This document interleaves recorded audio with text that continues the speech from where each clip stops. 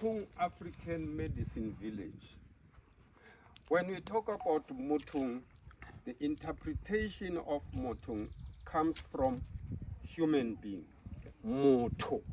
But traditionally, when you go to a traditional healer, you don't say, bye-bye, I'm going to see a traditional healer, and then you say, you'll always, I was sick, I visited Motho.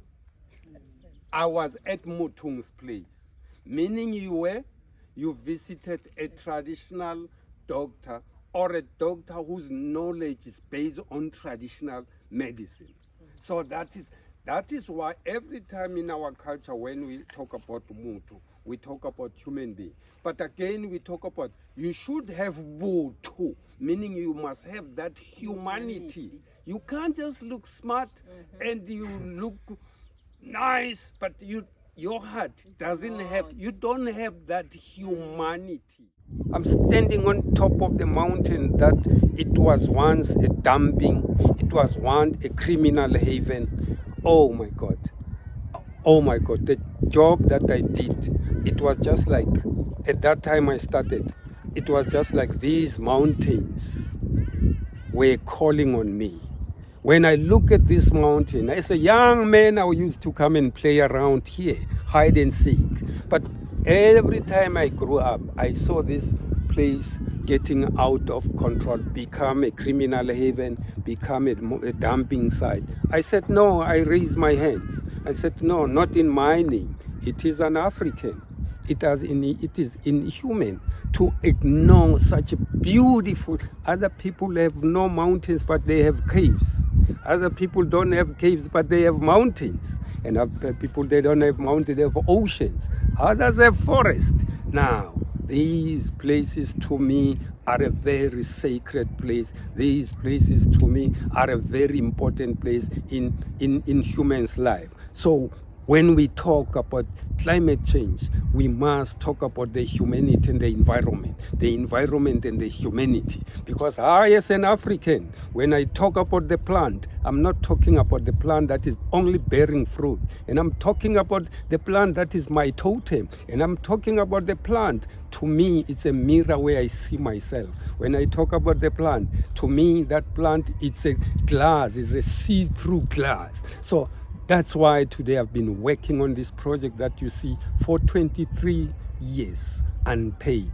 And why? Is because I was saving this flora and fauna that are right on top of the mountain.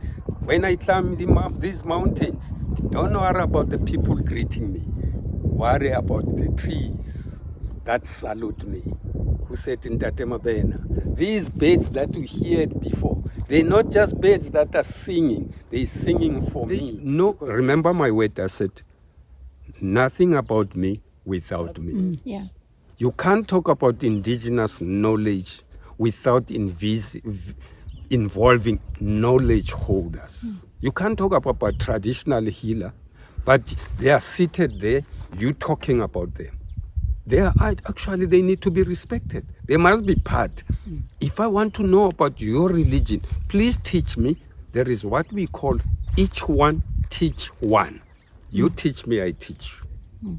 So that is why here we're supposed to have a processing plant making our own oil, our own skin process. But these things must be done by knowledge holders, traditional healers, together with the scientists. Two science, indigenous science and the Western science coming together. These monkeys that you see here, they are our teachers. Have you ever seen any monkey going down the mountain and looking for a doctor or an operation? You tell me. You tell me. No monkey has, or any lion has ever gone down the mountain or from the forest and say, hey, please, I'm pregnant and then now I'm about to deliver. Any monkey, show me. These are our teachers, these are our teachers. I try to collect different types of plants and the seeds. In future, we might have seed bank at a small scale. You know why? It's because some of these plants are over harvested. So we try to say to this mountain, sorry, you have been giving a lot. How about giving back? Taking the seeds, germinating, planting them back, you know? Just to say, sorry, mountain, we have been there. When our forefathers come and fetch some traditional medicine. But new generation, we must plow back to this mountain. But unfortunately, some of these things, of course, they need support from the government, they need support, resources and so forth. And especially talking about agriculture in urban areas is very difficult than talking to a person who is in rural area talking about agriculture. Now, it's so good, each one, teach one, always give and take.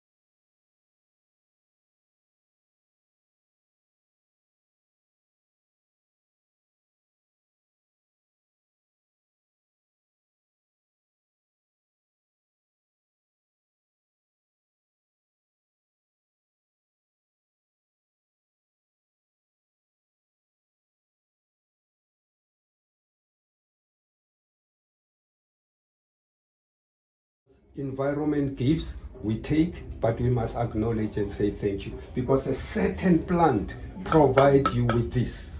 A certain plant in the mountain, you chop it, you are able to create this. But can we replant that plant because we have taken away the stem of that plant? Thank you. When we talk about conscientizing a person, we said this person is knowledgeable. We just revive what he has forgotten. It's not starting from the scratch, from A, B, C, D. It's just we revive his knowledge in terms of education. Because those who say they are educating us, they don't know what they mean. They think they lack knowledge. We lack knowledge. No, we don't lack knowledge. We talk about black consciousness. We talk about re-educate, our people never lack knowledge. In terms of food, in terms of clothes, we never lack knowledge.